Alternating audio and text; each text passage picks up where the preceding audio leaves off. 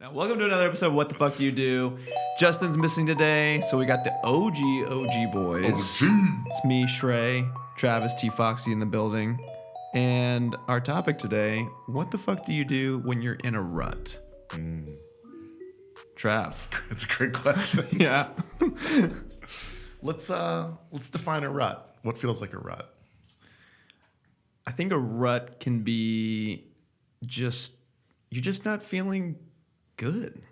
I don't know. I think I kind of define a rut as like you're not feeling good, but you don't know why. Yeah. Like because if like something bad happened at work, like then you know exactly what it is, and you might feel bad about it, but you sort of know like potentially what your options are. Sure. A rut is just like acute stress. Yeah. A rut, I think, is just like it's Monday and Tuesday and Wednesday, and like I just don't feel like good. I feel down. Yeah, kind of like a funk. Yeah, funk. Yeah. We want funk. Yeah. But we don't. Yeah, I think like in my mind I picture it as I'm at home. I didn't do anything after work. Like working out or like seeing friends. And I'm watching like Netflix is on, but I'm scrolling on my phone. Yeah. And I'm not capturing any of the information. And all of a sudden 2 hours goes by and I'm like, I guess I should make dinner and go to bed. And then I like lay there and I'm like, oh, is this our existence? Like, is this the peak of my human potential? So for you, it's being lazy. It's like purposeless, Got it. I think. Or it's like purposeless in my actions, maybe doing the same thing and expecting different results. Like, Got it. it's a little bit of that. Or just like, yeah, I don't feel like I'm like generating anything. I'm like only consuming for an extended period of time. You just feel like a piece of shit. Basically, yeah. Yeah. It's like often maybe you ordered like some Uber Eats too, because you're like, it's Wednesday already. I'm not going to go shopping. So meal prep. when you are feeling this way, you kind of know exactly what it is for you. I think so. Because to your point, it's like it's not responding to a big event. Yeah. It's not like, oh, like I got laid off, I got dumped. Right. Like, a family member passed away. That's like, oh, I'm feeling bad and I'm mourning, or I'm going to eat ice cream until I feel good about myself for 2 days. And that's like, you go through a period of time. And the rut, on the other hand, is just like nothing bad is relatively happening to you. Yeah. But you just can't, I don't know, you're just not feeling good about stuff. Yeah. Yeah, I definitely, for me, I think a rut is like, maybe I'm like directionless. Yeah. It's kind of like on a micro level, but I think it starts to kind of build into like existential type of things. Yeah. When the rut's more, because like one day of rest Right. is fun and cool. It's like, oh, good for you for staying home and watching Netflix tonight. 3 days of it in a row is like, Yeah. what you doing? Right. So when you're like, let's say it's 3 days of it, Yeah. are you like very mindful of the fact that, hey, it's now 2 days of the same thing and I'm not feeling great? Or has it been like a week, 2 weeks, and you're like, I don't feel good? I think I'm pretty cognizant of it in the moment. Okay. I'm like, I am getting into a funk. Mm-hmm. I'm doing bad habits, basically, that I know. Yeah. I know through experience, like, these aren't the habits that help me feel energized or fulfilled, or even like, we were talking about this earlier, but just the feeling of being tired at night and going to sleep, like you had a big day, like that feels good. Like, Right. Oh, we played volleyball. I went on a big walk. Right. Like, I had a long conversation with friends. Like, my brain and my body have been used up for the day, and now it's time to rest. Feels fulfilling. Yeah. When I'm like, my step counter is like 231 and there's like 2 takeout packages on the counter, I'm like, I know this isn't good for me. Right. But then you kind of just like, it feeds on itself, I feel like. Were you always like that though? But like in your early 20s, did you feel like you were the same and being able to kind of be mindful of, oh, I'm not feeling great, I'm in a rut, or was it more subversive? I think it really is unique to my probably mid-20s, early to mid-20s was the first time I experienced it, because I feel like in high school or growing up, you're somebody's managing your life. Yeah. You're not necessarily the captain of your life. Right. Like, if I stayed in bed for more than a day, my mom would be like, yeah, you're either going to the hospital or you're going to school. Like, I don't care what you do. There's very clear objectives. Yeah, like you get up, you do your chores, you go to practice, like whatever. Do well in school, do well in extracurriculars, In college, I feel like I had a lot of self-motivation, but also there were so many stimuli at all times that were easily available. Yeah. That, like, you might wake up in the morning depressed, but I lived in a house with 40 of my best friends. Yeah. And so if I just walked outside to the kitchen, it would spark up, like, the activities for the day. Yeah. And then we get into, like, your 20s and you're working, maybe even, like, you're working remotely. And right. You know, you sit in your room all day, and then it's becoming easier and easier to, like, have less social interaction because you can order Uber Eats or something like that. Yeah.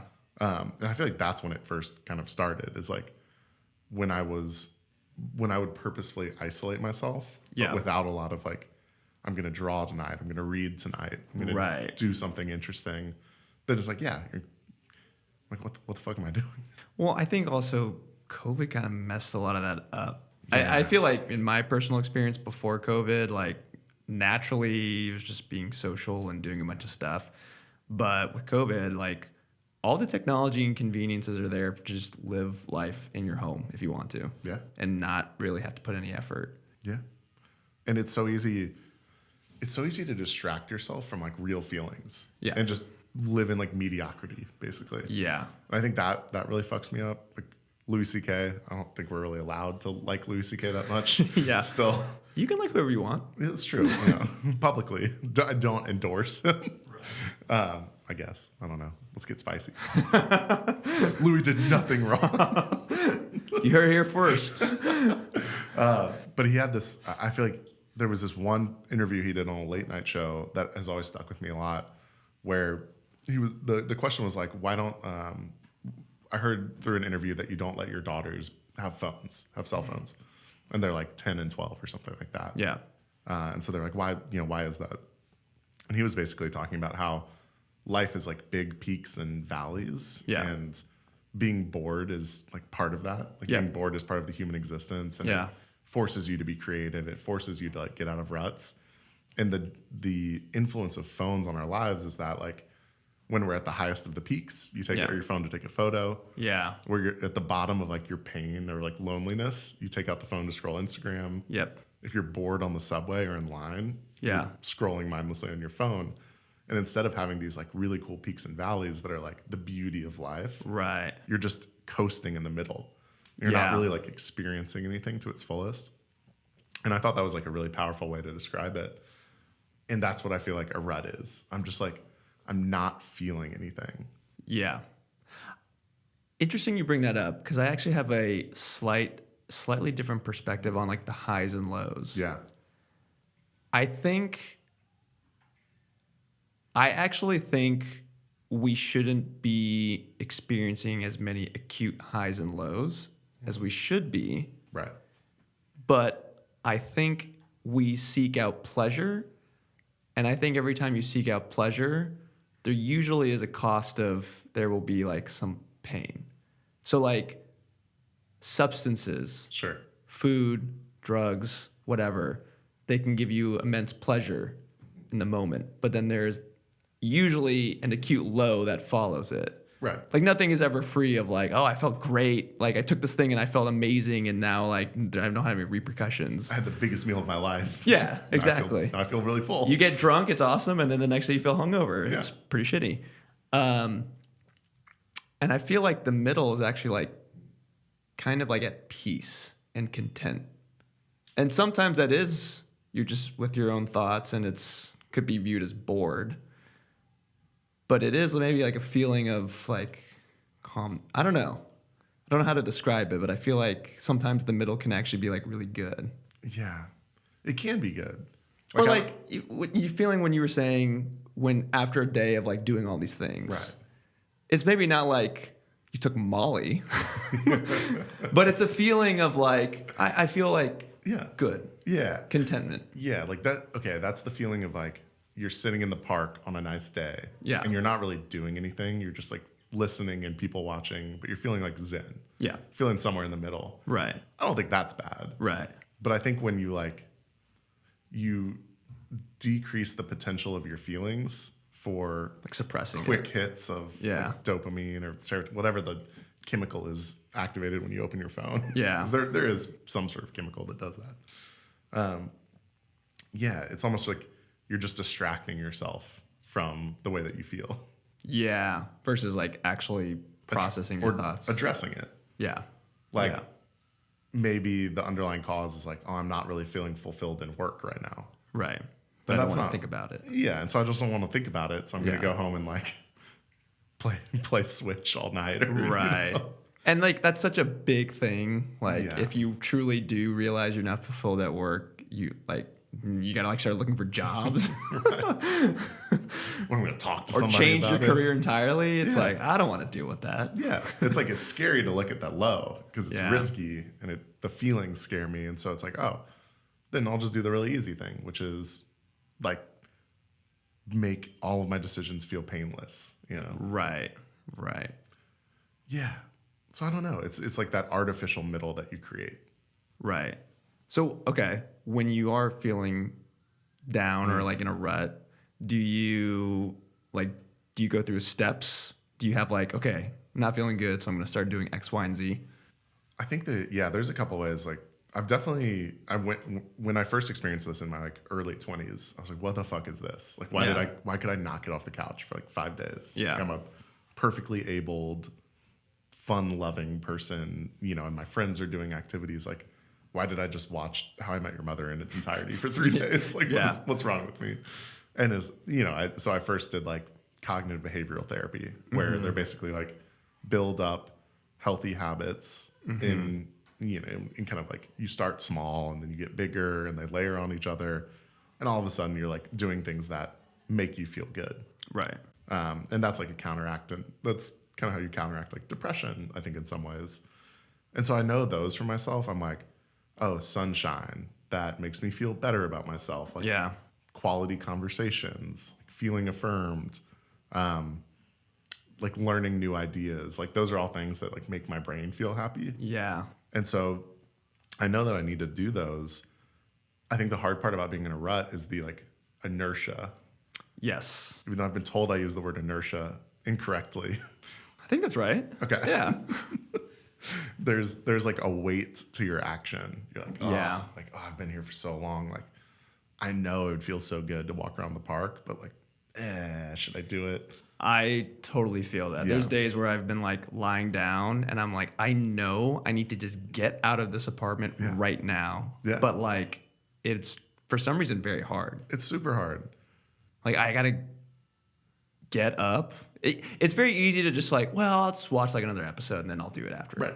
And then then it's dark. Yeah. And then you're like, well, I'll do it tomorrow. Right. Exactly. Exactly. Yeah. So I feel like, I know those things in my head. I'm like aware of them, but then I need some sort of jarring moments or like moment of decisiveness to kickstart, the change in routine. And so it's like you roll out of bed and you just immediately walk outside. Right. Before you even like have a chance to negotiate with yourself or anything like that.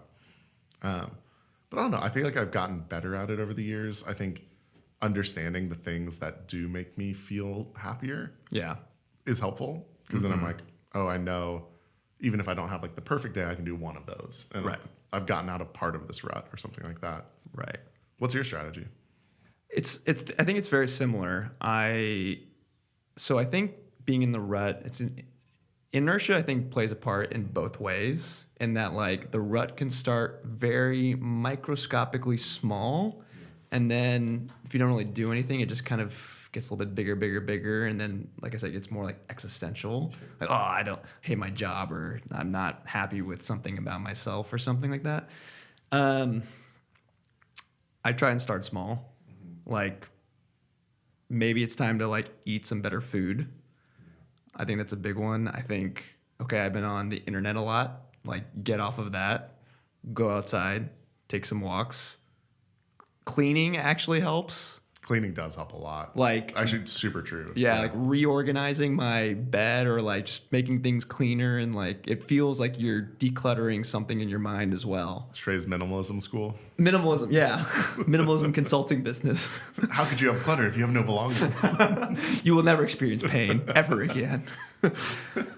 Yeah, and then it's just, I think, building on those good habits. And then what I find is like nothing really changes other than the way I view things. Sure. Like, okay, I'm in a job, but it's like, okay, you know what? I'm so grateful that I have this job that I can like pay rent and do all these things. And yeah, I'm curious to see like maybe what my next step could be. And I'm actually excited to like think about that possibility versus like, I'm so unfulfilled at work and oh man, like I don't know what I'm doing and oh like life kind of sucks. Or it's like, you're even reminding yourself of the other areas that fulfill you that are important. Friends. Yes. Health, activity, that kind of stuff. Yeah. But it is like a very start small. It doesn't have to be some big like, I don't know, change your job or like get new friends or do something like monumental. It's just kind of like crafting like some good habits to follow. Yeah. I think one of the parts, okay, this is something I'm interested in. Like, how do you relax? Yeah, that's so this is a problem, and I think this is how ruts can start. Okay, yeah.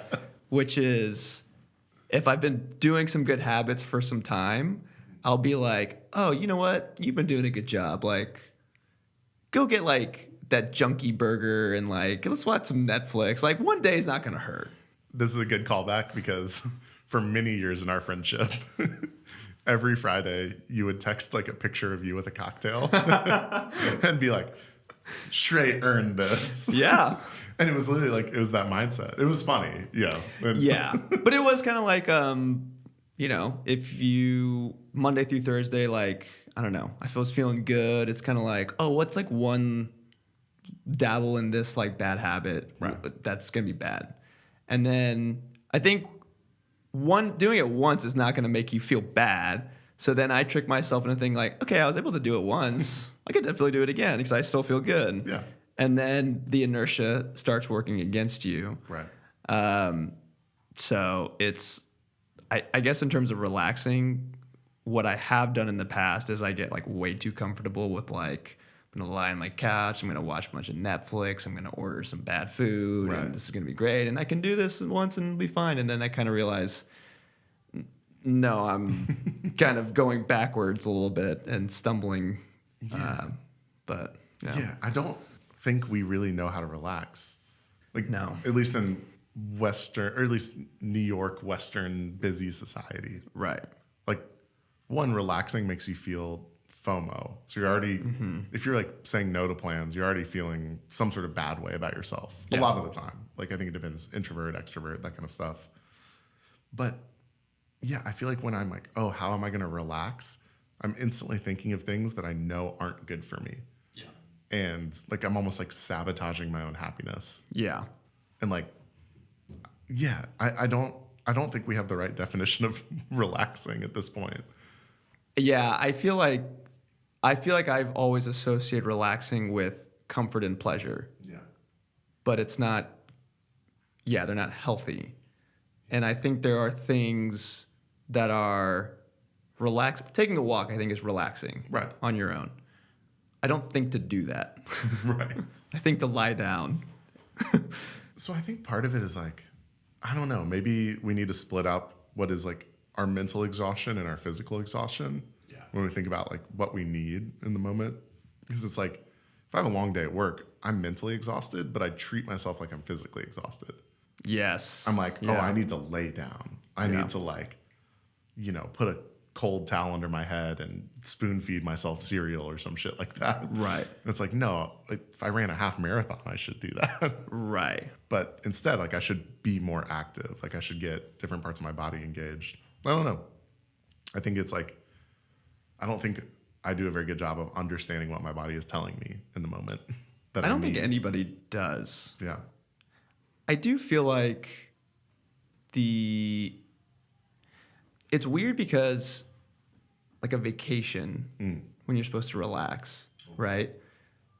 If you were taking 3 weeks of vacation, 4 weeks of vacation, like the longer you take a vacation where you're just doing nothing, it's kind of like very unfulfilling. Yeah. The vacation becomes worth it when you've like worked hard in my book. And then it's like, I've earned like the 2 days or 3 days. Yeah. But it's, I don't know. I don't want to go between like two like polar opposites of like, I was working really hard and now I'm not going to do anything. And it's like, I don't know. You need to rest. You need to recover. But not just doing nothing is bad. That's what I think. It's like, okay, what are hobbies that actually make us feel good? Yeah. But we don't traditionally consider relaxing. So like yoga, or writing or reading or meditation or going on a walk or like talking to somebody. Right. I don't know. Like those all genuinely make me feel pretty good most of the time. Yeah. And I feel like if you do them right, they're not actually exhausting, but they're like stimulating. Yeah. Like we talked about, like, oh, what's a sign of a good date? You like walk away and you feel more energy than you had like going into the date. Right. It's like that's actually relaxing in a weird way. It is, yeah. So why is my response just lay down? I think it's because there is some effort involved with trying to do those things. Sure. Like talking to a friend, you have to figure out a time to talk to them. Sure. You're spending some time like coordinating. Going to yoga is, I mean, technically you could just do yoga on your own. Yeah. But for a lot of like yoga places, you have to pay money and go to a place. So it's almost like there are some, I think we put barriers in our head of like, oh, like this is going to require a lot for me to do. And maybe they're not really there. Yeah. It just feels big. It does feel big. But it's like, I guess when you're saying that, I'm like, oh, if I took an approach that was like, I need to maintain myself. Yeah. And I need to actually think about how to maintain myself and like proactively schedule moments of relaxation. Like maybe that's the trick. Ooh, you know, another one I thought of that helps? Gratitude. Yes. You ever just like write out shit and people you're thankful for? Yeah. That one's hard for me when I'm really deep into a rut. Because it's like I can do it, but I'm like, I don't believe this at the moment. Like, you're such a good friend to me. I can't think of anything. Like, I'm a good guy. No. I'm thankful for my health. Like, oh, I'm so fat. Yeah. I do think that's one of those things that if you like find a way to kind of repeatedly do it, that would be very beneficial. Right. I do think meditating is helpful as well. Not good at it, but no, that's like a real practice thing. Like you got to just do it. Yeah. But you know what's so funny? So I tried to like start meditating and like you don't need to go to a class. You don't need to go anywhere. You could literally just do it in a seat, on a bed, in your apartment, whatever. And I was only going to do it for like 5 minutes. And for some reason, it was very hard to just like stop myself and do that. It was like, no, I got to like do this. Oh, I got to do this. Maybe I'll like fit this in. But it's like very, very hard to just fit in 5 minutes. Don't even have to get dressed. Don't have to do anything. Just stop. Yeah. And like actually clear your head. Yeah. It's so hard. It is very challenging. I think, so I've been trying it more for the past year. And I feel like I've gotten to a place where I'm only stuck with one thought. Yeah. So I'm not there. I'm not actually relaxing or meditating. But at least I'm not having 40 thoughts in 5 minutes. I like fixate on one thing. Right. So it's more like deep thinking than meditation. Right. But right. Yeah. It feels so good when you actually just like relax. Yeah. And I also think like all of the things that we mentioned, like one of them by their own is not going to just solve everything. But like some assortment of these things can really, really help. Yeah. So how the fuck do you build good habits like that? Me personally, I'm actually more in the camp of your boss to try and figure out how to like practically like do this like on some habitual basis. Otherwise, it'll just be like I did it once and then like 3 weeks later, like I did it again, but like it's not really like kind of like our ice bath. I remember we did the ice bath stuff and it was so fun. Yeah. And then we've just never done it again, even though it felt amazing. Yeah. I think also like one of the things I'm paying attention to is like, where do I kind of fall victim to bad habits? And honestly, one of them is like, after dinner, if I lie down on my couch, it is very hard to get back up. Yeah. So it's like, maybe I should do X, Y, and Z before I start lying down, because then I'm going to actually do it. Right. I don't know. There's like these little, it's like every person's different, but you have to figure out like kind of what works for you and like what are the little hacks that kind of make sense for you. We're very hackable people. We are. Yeah. It's like I think if people don't believe that, I always ask like, what does it feel like to walk onto an escalator that isn't moving? What does it feel like to walk on an escalator that's not moving? Yeah. Yeah. Have you done that recently? No. You step on and your body lurches forward. Yeah. Because you assume that the thing is fucking moving and lifting you up, and your body like has a response condition to it. Yeah. But like it's not, and then it takes you that step to recover and like walk up the stairs. Yeah. Because your brain has associated this like particular activity with a type of motion. Right. And that's not genetic because escalators didn't exist. Right. It's 300 years ago. Yeah. So it's like a learned behavior response. Right. And so it's the same thing. It's like if you associate like the dishes going in the sink with laying down, then your body's like, oh yeah, this is my time to shut off. Right. Right. Okay. Well, what about you? Like, are there things that you're doing to try and build good habits? I fucking wish I was good at this. I feel like I'm really good at talking about it. Yeah. I'm really bad at actually doing it with discipline for myself. Yeah. I am a constant like starter and not a maintainer or finisher. So like on New Year's, you're like, I got all these goals, and then by like week 2, you're done. Yeah, like I started a new running plan and I crushed it for 2 weeks. Yeah. And then I traveled for 3 days and didn't follow one run, and now I'm just never gonna run again.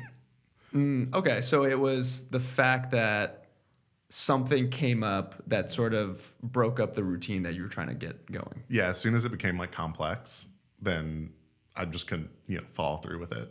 Even though you can find the time on travel or something like that. But right. Yeah, I think I found more success. Have you read Atomic Habits? No, I want to. It's on my list, actually. I'll give it to you. Yeah. I got weirdly 2 copies of it. And haven't read it fully. Oh my God. Even though I own 2. It's a great book. It's a good book. 75% of it. Yeah. Super solid. But it was actually good because it talks a lot about like layering habits and like the compounding effect, basically. Yeah. And so I remember one of the things when I first read the book, like, I was kind of in a rut experience, and this was something I was reading to help me. And what I started doing is like, I think one of the ruts that I would have is like I would wake up and pull out my phone. Yeah.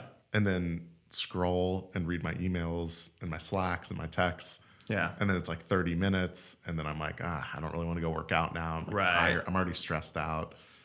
And that was just like kind of ruining my morning. I didn't have a good morning routine. Yeah. But I love coffee. I make my own coffee. I do a fancy pour over bullshit with a Chemex. Mm-hmm. And so what I did instead was like, after reading the book, it was like, oh, I'm going to like, the first thing I do is go make the coffee. Yeah. And the cool part about making the coffee is like, I'd roll to the kitchen, grind the beans, pour the thing. Yeah. And then you have like 7 minutes. And then it's like, what do you do with that 7 minutes? Yeah. And it's like my brain wanted to go lay back in bed. Right. But what I started doing instead was like, oh, I'm either going to do like journaling while the coffee's getting ready. Or okay. Yeah. I'm going to do like push-ups. Or I'm going to do like air squats or stretches. Like, and so then you're layering like a healthy activity with like a consistent activity, basically. Got it. And that for a while was really nice because it was like, oh, the first thing I do in the morning is make coffee. Yeah. And this is now like free time, basically, to do a healthy habit. And that was actually really good. And then I totally stopped doing it, and I have no idea why.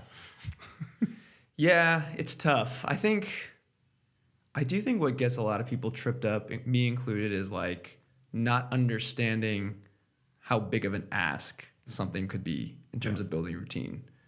I feel like a lot of people for like New Year's resolutions, like the big one is like, I want to start exercising more. And then it's like, they go to the gym for like 2 hours a day or an hour a day for like 2 weeks, and then they stop. And it's like, that might not have been a good start for you because like maybe all you could really do was like 10 minutes a day. It's got to be small. Yeah. And then like work your way up to like an hour over like a long period of time. Yeah. It's kind of like if you're, smoking cigarettes and you want to quit. Yeah, like cold turkey's tough. It's really tough to just quit. You just have to like ease out of it. Yeah. Yeah, I think there's so many good ones. It's like, oh, I have trouble finding time to read and I'm too tired at bed. It's like, okay, your subway commute is like 10 minutes of reading a day or something like that. Like just associate when I commute, I read my book. Right. And then you've just randomly built a 10-minute a day reading habit that may grow over time. Can you actually do that? Read on the subway? So I'm weird. It took me a really long time into adulthood to realize that people got motion sickness. Yeah. Like I if I read in a car, I get very nauseous. Yeah, Angela can't like look at a screen in a car. Yeah. And meanwhile, I'm like reading and texting like planes, cars, fucking motorcycle. It doesn't really matter. So no, I don't get any. I can read like for hours on a plane or a car. Yeah. Well, even besides the motion sickness, the subway is just, there's a lot happening. So yeah, I guess okay, this is a hard one. That's the problem. Like all of these are so generalized. Yeah. I'm like, it's like, well, okay, in order to get a seat where I can read, I got to get on the R train at 7:12 a.m. Otherwise I'm hanging onto a bar. Yeah.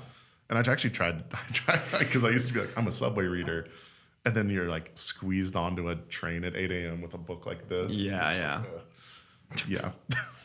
Some guy tried to break dance next to you. Someone's yelling at you. Life. Turns out life is just really fucking hard. It is. Have you ever had let's take the converse. Have you ever had a bad habit, and how did you try and break the bad habit? Yeah, I've never had a bad habit. Okay, this guy's just a fucking legend. The easiest one that comes to mind is like immediately scrolling on my phone in the morning. Yeah. Like it's the first thing I see when I wake up. I don't even put my glasses on sometimes. I'm just holding it an inch from my face as soon as my alarm goes off. And it's just like that doesn't do much for me. Like I'm not acting on any of it. Yeah. Like if you get an email in bed, you're not, maybe sometimes I'm like typing off a response, but like, did it matter if I did that at 7:07 or 7:45, right? Right. So that's one of the ones I've noticed the most. It's like there's pretty much not a day that goes by that I don't pick up my phone first. Right. Yeah. So I think I've like talked about how to solve it with friends because I feel like most people our age are doing the same exact thing. Yeah. And some people have like physical alarm clocks now. Yeah. Oh yeah. And so their phone, like some people put their phone on the other side of the room. That's an interesting one. Yeah, because then you have to stand up. You got to get up. I feel like that'd be very annoying for like a partner, and like the person didn't actually get up. Just, God damn it! But I feel like the worst thing I feel like you can have as a partner is somebody who's a snoozer. Oh my God! Every 9 minutes, like the alarm is blaring. 6 a.m. 6:20. 6:40. It's like just sleep till 6:40. Right? Yeah. I say this as a snoozer. Yeah, that's interesting. Well, I guess okay. Maybe on the partner front, like, have you ever had somebody try and fix your bad habit, or you try to fix their bad habit, or they try to make you do a good habit? Oh, all the time. I feel like that's part of partnership. Is kind of like, does it work? Gentle guidance, yeah, towards things that are better for you. I think sometimes I'm stubborn for no reason. Yeah, like when I notice I'm being coached. I get kind of defensive and stubborn. Yeah, I do too. Yeah. I'm like, I know this is a bad habit, but let me solve my own problems. Like, fuck you. Yeah. Like, stop caring about me. You're just a unfixable person. Massively inflexible person and perfect at all times. What habits did your parents make you do as a kid? Like, what did they instill in you? That's a good question. I would consider myself an above average disciplined person. I think I would agree with that. I'm not like crazy disciplined, like, people like athletes you hear about or whatever. But you've run a mile a day for most of your life. Yeah. Like I'm pretty good about like doing certain things. I think a lot of it came from like, it actually came a lot from sports and violin because I think I just had coaches where it's like, you just have to practice. Yeah. You just have to do it. And with violin, it's like, you just have to practice every day. And there's really no like... Can't hide. Yeah. And I think with like violin in particular, it wasn't like you need to be practicing 3 hours a day. It was like practice 30 minutes a day before you go to school. Right. Like do something small like that. With basketball, it's like, okay, you've got free time. Are you going to go play video games? I think that's where my parents were like, they had like some rules of like 30 minutes of TV, like when I was a young kid, or like 30 minutes of video games. They didn't actually let us have Game Boys because they didn't want us to be like portable and playing it all over. It was like we had an N64 and it was like my brother and I shared it, and it was like we can easily kind of like regulate this. Played some Mario Tennis on the N64 this weekend. Really? It was so fun. Dude, I love that game. It was such a blast from the past. Mario Tennis, Mario Golf. Dude, we got to play some. Yeah, I'm down. Yeah. Your parents wouldn't approve. They'd only approve it for 30 minutes. Well, we'll play for 31. Yeah. Stick it to them. Interestingly enough, like with video games, I play it for like 30 minutes, maybe an hour at max, and then I'm like, I'm sick of this. Yeah, you've never been someone who's like overly interested in that. Like Yeah, a binger kind of. Yeah. A TV I think can kind of I think if it's a good show, I can definitely be like, oh, okay, I want to like just watch this whole thing. Right. But yeah, and I think my parents like, had to like do chores and like clean up and stuff. Least favorite chore? Oh. The dishes. I like the dishes. I like it now as an adult. Okay. Okay, that's fair. Because it actually is like, okay, this is now done. But I actually kind of like chores as an adult to some extent. Like I love vacuuming. Yeah, it's vacuuming great. is awesome. Like cleaning is like, okay, it's nice. But yeah, I think there was a lot of discipline reinforced through just things that I were doing, like extracurriculars and things like that. And I think I got it from multiple people outside of my parents, coaches, teachers, whatever. Sure. What about you? I don't think I had great habits at any point in my life. I remember like I was not the best like studier or practicer. I was more of like a performer in the moment. Yeah. I think I'm like pretty spontaneous just in personality, and generally could get away with being average at most things without a lot of prep. Yeah. Which is like a really cool thing to happen for you until like gifted and talented programs don't matter and you're an adult. Right. And you have to work really hard. Right. And you're like, what the fuck? Yeah. So yeah, I think it's like a shock to the system when you're like, oh, it doesn't just go like this for the rest of your life. Right. But I definitely had like a list, because like I grew up just with my mom, and then I would have like a list of chores every day when I'd come home from school before she got back from work. And so that was like, they were like walk the dog, take out the trash, you know, clean this room. She always would add at the bottom, don't make me a grandmother, which I always thought was pretty funny. Oh my God. Because she would print out the list. How old were you? This was like high school, okay. middle school, high school. And so she would like, because I'd get back from school first, and she'd work usually pretty late. And then like this list would be on the kitchen counter every day when I got back. So it's so funny. What an odd thing to do the dishes and be wearing condoms. Yeah. Like, don't bring any girls home. Yeah. Make sure to take Slider for a walk. But they were all like very reasonable, I would say. And dude, then same. I'm sorry, rules. that's insane. Actually, like, it's so funny. It's a list of like very minute like things, and then interspersed are like reminders of how you don't fuck up your life. Yeah. Don't have a baby. Don't do drugs. Don't text that girl back. Yeah. You're gonna regret it. Don't drop out of school. I think for a while it was also like don't smoke weed. After I got caught smoking in high school, would put on there. I'm like, that's not like a chore. Yeah, this is just your way of expectation. Yeah.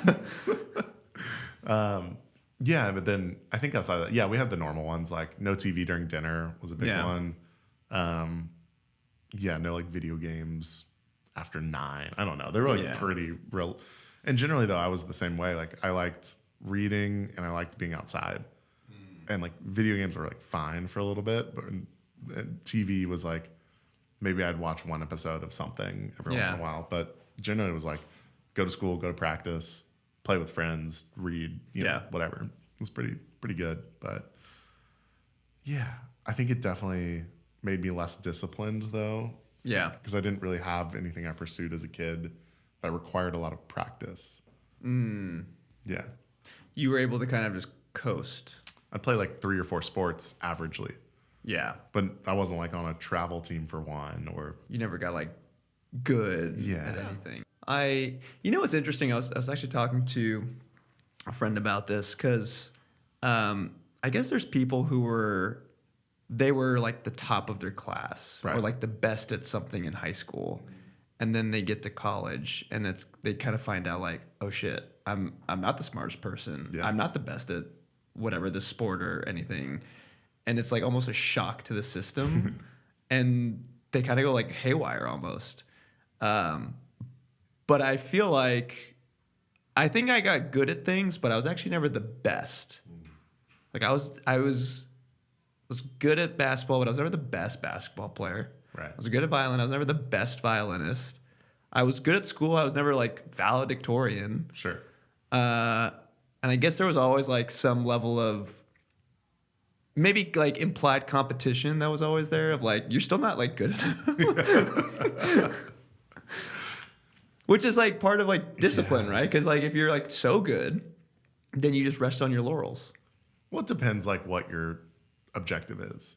Yeah. Is your objective to be like externally validated or feel internally like you've pushed yourself to the mastery of your craft? Yeah. Some David Goggins shit. Yeah. But like, yeah. I guess what I mean is I was like, you, in certain environments, you can feel like you have mastered the craft. Right. But in reality, you haven't. It's just like how you frame things. For sure. It's like, I'm the best basketball player in 4th grade.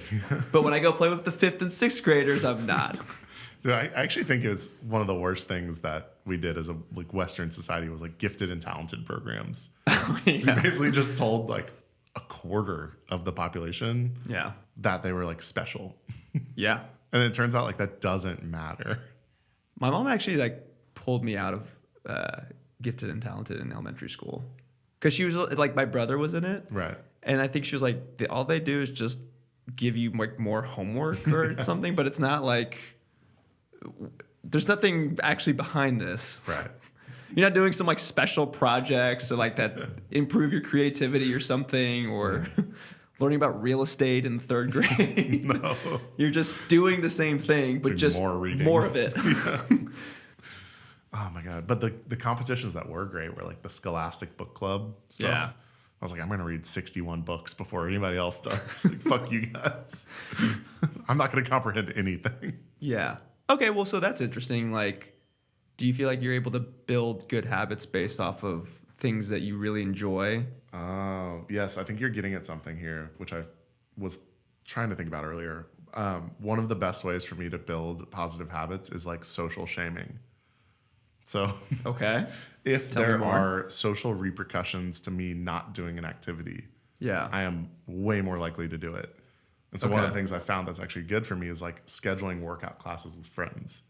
Because no matter like how in the rut I'm feeling that day, the fact that I'd be like ghosting you or like Matt or Paula or something like, who's like, oh, like we planned to meet up for this. Yeah. And I know that person is going.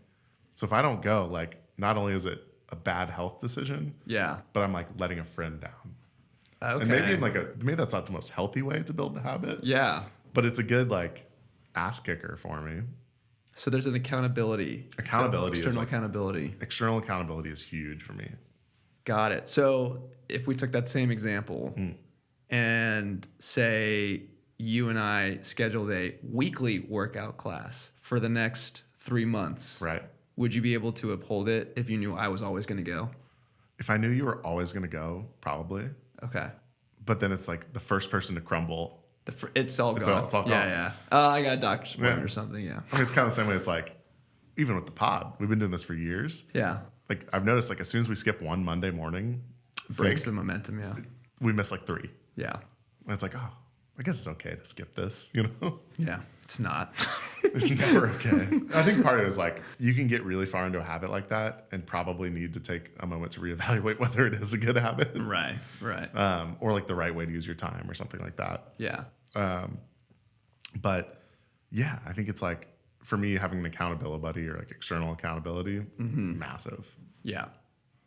I do think when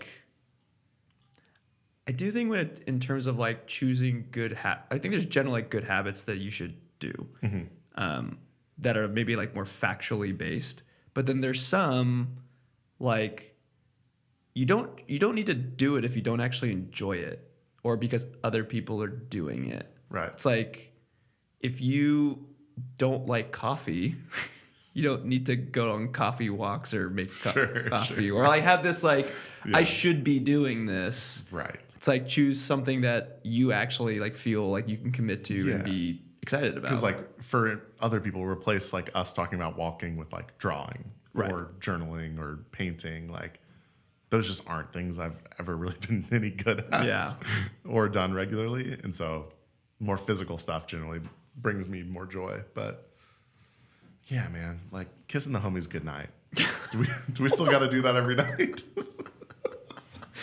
You want to kiss the homies? You gotta kiss the homies goodnight. On the lips? Well, wherever's appropriate, you know. Okay. You don't kiss the homies goodnight? No. Damn. I have never once gotten a kiss from you. I guess we're not homies. I guess not. We're coworkers. Who have you kissed? We're coworkers over here. I've kissed a man. Good habit? Not a habit I took up too much. Much? You got to test out. You got to test things out. Much is crazy. But I think it was like a dare at a party. In college? Yeah. You guys fell for dares? Okay, well, whoa, Mr. Big Shot over here. That's like what you do in middle school. Never been peer pressured to take a drink before.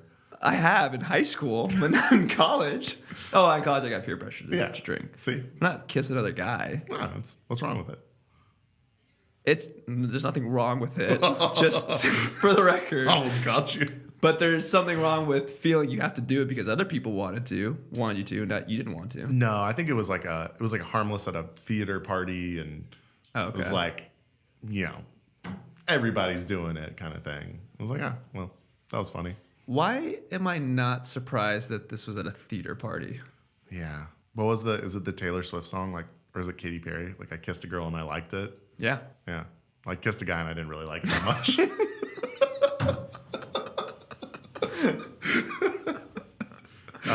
But he was an actor, and so he had kissed many more men on stage. Oh, okay. And in films and shows and stuff.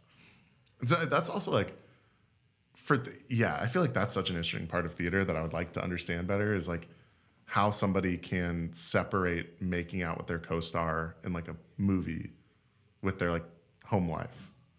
I mean, I know you can't always because a lot of people get together with movies, but like, you know, you think about like if Helen Mirren is making out with, you know, Tom Cruise on set. Yeah. That's so weird. I don't know when that would happen. Yeah. But it's like they're probably going to be professionals about it. Probably, yeah. And so I wonder how, like, you know, how do you actually do that mentally? I think it helps to not be attracted to the other person. Right, but generally if you're starring in a film, you're probably pretty attractive. I know. I think that's why it does fail. Yeah. I think the short answer is like nobody's mastered that. Yeah. We got to get an actor on. We do, yeah. To ask that. I do think one of my friends is an actor, and I think he had to like make out with a guy. Yeah. And he's like, yeah, this is the job. Right. And I think if you maybe just view it like that, like this is the job. This is what I do. Yeah. This is what I have to do. This is what it calls for today. Then I don't know. You kind of remove like any emotional element of it. Like that's true. It's just that's what I'm getting paid for. That's what the script says. Yeah. So I bring home bacon. Yeah. That's how Daddy gets paid. Telling your kids how work was. I made out with a guy. What? goes to school the next day. My dad kisses other men for money. Teacher, you get a parent-teacher conference. Like, we need to talk. Oh, actually, I don't know why this reminded me of something, but in high school, I asked one of our classmates, who will remain nameless, because he was doing like, film, and I asked him, how do they do sex scenes? Like, where they're like kind of fully naked or whatever. And he said, well, they usually just end up having sex. I don't think that's true. I was like, I don't think that's right at all. That's not true. That's such a high school answer where you're just overconfident about something that you heard once. It's like they do not just get two actors who are married and to their respective spouses and they just bang. I think they have like nude colored coverings is what I've actually heard about the industry. Like naked scenes are like either they don't show anything and it's like fake nude or something, you know. Yeah. But I do, you know. Yeah, it's gotta be weird. Weird. That would be hard. Yeah. Literally. Oh my God. You had to do it. I find that hilarious when people are so mad at the actor based off of their character. Like, oh, I hate Penn Badgley. Dude. Because of who he is in You. I'm like, you know that's the character, right? And that's not him. Yeah. Or it's like Joffrey from Game of Thrones. Yeah. I mean, it was like his big first role. And he was like, people would like yell at me on the street. Dude, people are insane. They cannot separate. No, they really can't. Parasocial relationships, whoa. That's a whole thing. You said a word I didn't quite understand. Parasocial. Okay. Parasocial. Okay. I learned about this from mainly like Twitch people. Like people who live stream. But I think it's because there's now a level of access to like online celebrities that we didn't have previously. Mm-hmm. Like if you think about the relationship of your average person with celebrities, it's like you get People magazine at the grocery store and you read about the drama with the royal family or Tom Cruise or Nicole Kidman. And it's like you care about their lives in probably a weird way. And some people are like care way too much. And there's paparazzis and stuff who are like overly, you know, in there. But you're never actually like talk with that person. Yeah. Like you have an image of them and you could be like, wow, I can't believe they broke up. Yeah. You know? It's like, that's a little bit parasocial. Yeah. It's like, it's a one-way relationship. They don't know you exist. Yeah. And you have feelings, often strong feelings about their life. But now there's a new level of this where, like, if you're a big YouTube celebrity or a Twitch celebrity, people are typing to you all day and giving you money. They're like actually in direct communication with you. And you. then you're responding to them on video. So let's say like guy sitting in his basement is watching a popular woman live streamer or something. And he's like, $10, like, love your content. And she's like, oh, thanks, basement dweller 123. Like, appreciate you. And that guy's like, she said my name. She knows me. We have a relationship now. And like the reality is like, no, that's like a professional interaction for the celebrity. But if you do this often and like, if you go on a Twitch stream, there are people who have been on these people's streams for years. Yeah. And they've given them thousands of dollars and like they want their comments read and they have banter back and forth. Yeah. None of it's real. Yeah. Like not really. Maybe once in a blue moon, but like there's this new level of parasocial relationships where people are like, oh, like I'm friends with that person. Yeah. Right. Like not only do I have strong feelings about what happens to them, but like they know me. Yeah, it's kind of true. Yeah. I mean, it's like fans are literally just customers. Yeah. They're just consuming music or consuming whatever this thing you're making. And you can be like polite to them, but you don't owe them a relationship. Yeah. It's like Apple doesn't need to like owe something to everyone who's bought an iPhone. Yeah. So it's super weird. Yeah. The parasocial thing is like very strange to me. Yeah. Yeah. That's just gets weird when, I don't know. You have these like new ways of interacting with people online. Right. Yeah. Well, anyways, yeah. I think that's pretty solid. So if you're in a rut, just donate to us, and we'll read your name out. We can be friends. We'll love you. Yeah, we'll love you forever. What's one good habit that you want to build and commit to? coming out of this episode? I don't have like one specific thing. I want to take something from the weekdays when I'm doing a bunch of good habits and bring some of that to the weekend without being so like regimented to where it's like, can't have some fun. I like that. So maybe it's like, you don't need to go like to the gym and do like a whole thing, but maybe you just like go for a little jog. Yeah. Or maybe that one meal on Saturday lunch, like that's a good meal. Like weekend walks, make it alliterative. Yeah. You know? So it's fun. Yeah. It's like I'm going to go on my weekend walk. Yeah. It's like, just going to wander. What about you? I think I'm going to bring back the coffee habit. Okay. Yeah. Like wake up. It was a hit. It was good because it's like 7 minutes and then you're out of bed. You're like active, you know. You can compound other stuff on it. So I can like, stretching's been a big goal of mine. So it's like, dude, you can accomplish a lot with 5 minutes of daily stretching. Like, yeah, for sure. A lot. So just literally water boils. I put a yoga mat down. There you go. Pour the thing as it drips. Do a little stretch. Then I'm just chilling. Love that. Rest of the day is probably going to be better than it was if I didn't do that.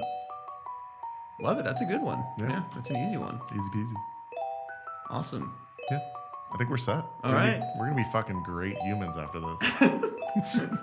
We're never going to feel pain again. Thanks everybody for watching this episode. Like us on Instagram, follow us on TikTok, follow us on Spotify, the whole gambit. Peace. Kiss the homies goodnight.